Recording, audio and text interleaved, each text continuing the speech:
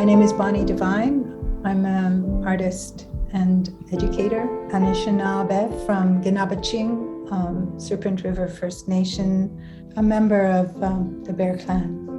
Kameshra Ijatsi, Ndatajaton, Gyaoish Hatierunk. My Wyandot name is Tomeshra, my clan name. My other name is Catherine Tamaro. I sit with the small or the spotted turtle clan and am a citizen of the Wyandot of Anderton Nation, which is part of the Wendat Confederacy.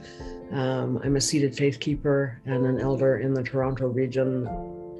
Dominique Hanarisquayatsi, Wandatindi Wandakin Dare, Yanarisquai Wayokuta. I am a Wendat from Wendake. I'm of the Wolf clan. I work for the Huron-Wendat Nation. I'm in charge of any kind of consultation work that takes place in Ontario in the name of the Wendat Nation. Shelley Charles, Madakwe Indigenous Cause, Joniang Minising, Georgina Island. I'm an elder and also cultural advisor at the First Nations Technical Institute in Tyendinaga Mohawk territory. When we introduce ourselves as Anishinaabe people, we say our name, Madakwe, Indigenous Cause, and then we identify the land that we're from. And for us in this region, it's Madakwe, Indigenous Cause, Joniang Minising. So we're talking about the water and our relationship to the water. And then we say our clans. For me, it's Gigon, Muskinoja, and Dodem. When I think about that, and that is that really is our land acknowledgement. We're identifying ourselves, but we're identifying our connection to the land and the water every time. The land that the McMichael sits on, and the river. And the river, of course, is the Humber.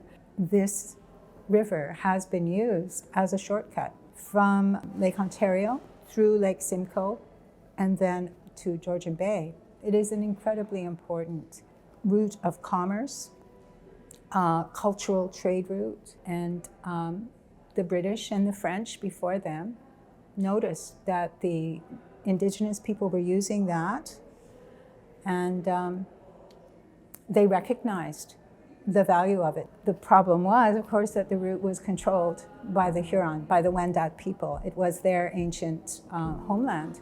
Their homeland was destroyed and they were dispersed.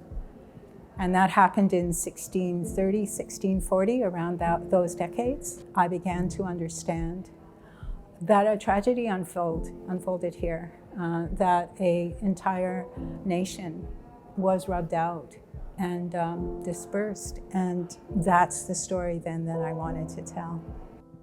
As part of our preparation for the piece and developing some of this historical background, I was invited to go to an archaeological site just south of the McMichael. The Conservation Authority had set out tables and they showed us some of the objects that had been excavated in the 1990s. And among those objects were a set of 7 tiny figurative faces. And these are the bowls of pipes. These objects spoke to me immediately. And a representative from the Wendat Nation in Quebec came here to greet them, and a representative of the Wyandot Nation, which is the western arm of the survivors, came as well. And Shelley Charles of the Anishinaabe came too. And so the 3 peoples met here at the gallery and welcomed those pipes when they arrived. I think it's an incredible opportunity for us to look at abandoning notions of artifacts for artifacts' sake and to look at them as beings, as resonant and lively, energetic beings that have their own life experience.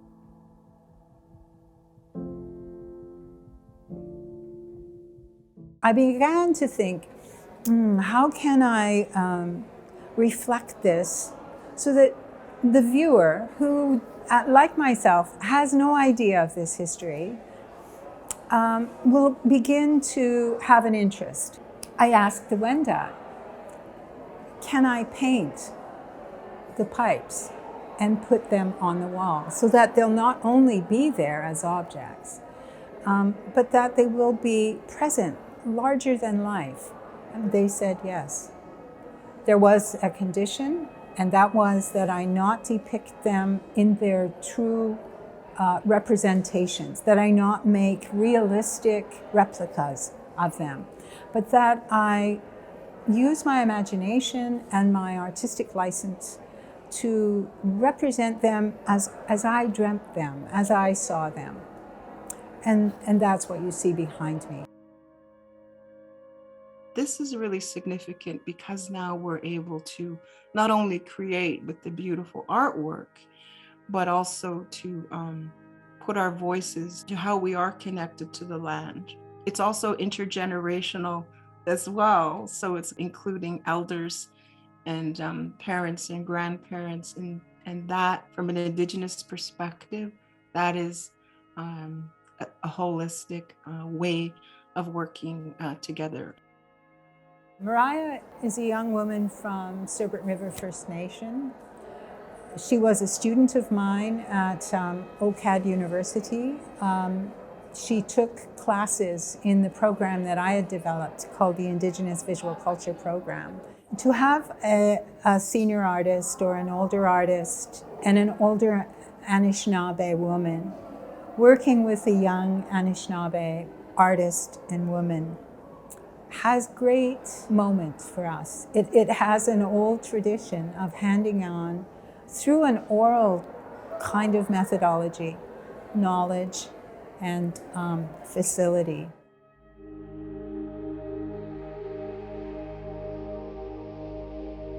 Ceremony must happen, as far as I'm concerned, in order to guarantee and renew our relationships with the natural world and each other.